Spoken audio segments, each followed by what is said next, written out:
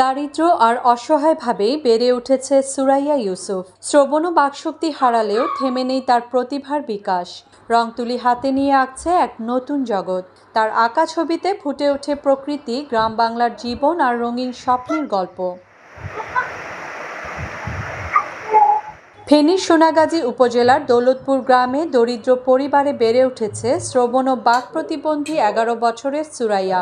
আজম ইউসুফ ও সাবিনা ইয়াসমিনের সংসারে 3 বোনের মধ্যে সুরাইয়া সবার বড়।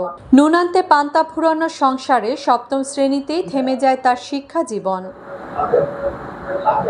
বর্তমানে খালার ভাড়া বাসায় থেকে উজ্জীবক আর্ট স্কুলে শিখছে ছবি আঁকা। তার স্বপ্ন একদিন নিজের পায়ে দাঁড়িয়ে মা বাবার সংসারের হাল ধরা। ছোট সহপাঠীরা জানায় অসাধারণ সুরাইয়ার প্রতিভা। শ্রবণও কথা বলতে না পারলেও হাতের ইশারায় চলে তার সাথে কথোপকথন।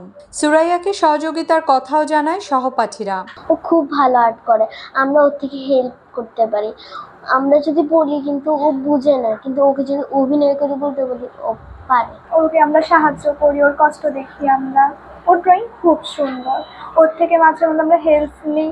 ওকে কিছু বললেন ও সেটা বুঝে না, তো ওকে একটু অভিনয় করে বললো সেটা বুঝে, তো আমাদেরকেও হেল্প করে, আমরা ওদেরকে হেল্প করি। অভাব অনটনের সংসারে সুরাইয়ার পড়াশোনা ও ড্রয়িংয়ের খরচ চালানো খুবই কঠিন বলে জানান মা সাবিনা ইয়াসমিন। তাই মেয়ের স্বপ্ন পূরণে সবার সহযোগিতা চাইলেন মা।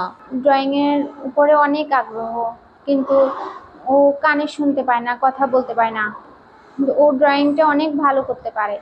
এখন আর্থিক সমস্যার কারণে আমরা গ্রামের বাড়িতে থাকি, এটাও খালার বাসায় রেখে ওকে আমরা ড্রয়িংটা শেখানোর জন্য চেষ্টা করতেছি। আর্থিক সমস্যার জন্য আমি ওর এটা বেশি দূর আগাইতেও পারতেছি না। যদি আমার বাচ্চার এই সমস্যাটা নিয়ে যদি এটা করতে পারে তাহলে তো ভালো কিছু করবে। এখন আপনারা ওর দিকে একটু নজর দিবেন, ও যেন ভালো কিছু করতে পারে ভবিষ্যতে। মাত্র 30% টাকায় জমির মালিক হয়ে নতুন বাংলাদেশের গড়ে তোলার স্বপ্ন দেখা বাংলা বসতি।